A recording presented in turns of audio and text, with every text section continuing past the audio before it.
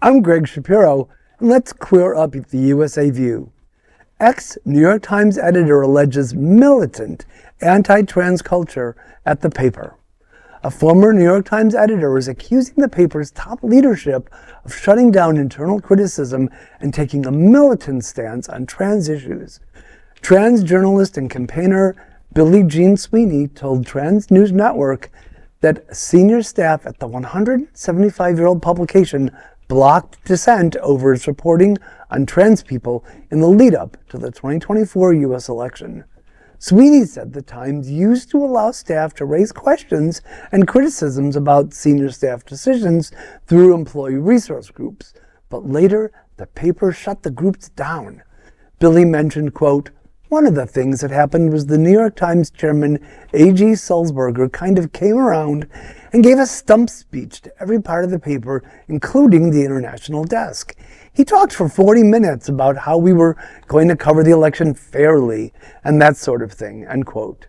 She added that the speech felt out of place for desks not directly involved in election coverage, saying staff were left wondering, why are we talking about this?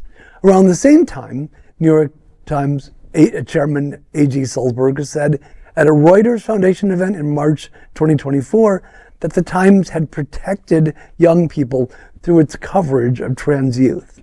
Sweeney said internal tensions escalated after that, with dissent silenced through actions like canceling internal forums. The Times' trans coverage has long drawn criticism.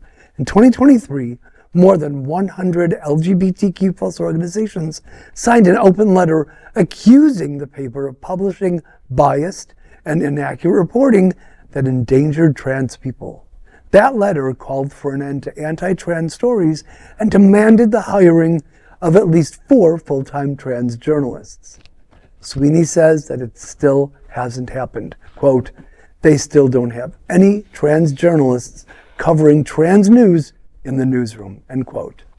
Okay, kids, there is nothing new about this. It's been going on for years. The Times has a miserable history when it comes to coverage of subjects such as LGBTQ rights and AIDS. More recently, the Times hired right-wing anti-gay writer David French as a columnist. That was in 2023.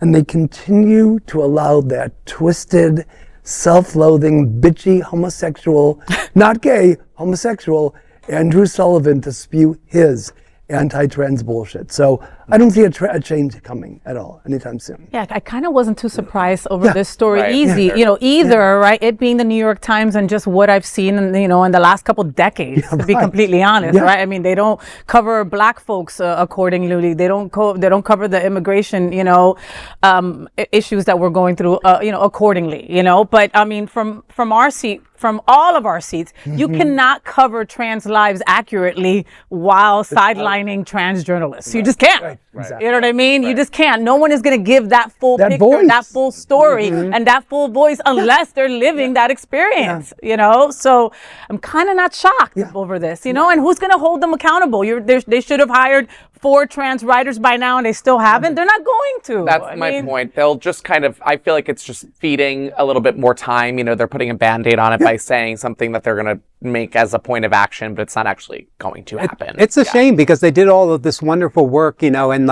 realizing in 2023 that they do have to make a change and they do have to add steps to that. And then somebody comes in and just says, we're shifting over here, and it's like, we're not talking, we've already talked about that. I'm like, are you crazy? You have to talk more about it. We're like, what? Like, we're done with that. Like, no. Wow. Well, there is no other queer nonprofit media platform like this in the entire world. Support our LGBTQ stories by sharing them and subscribing to Queer News Tonight.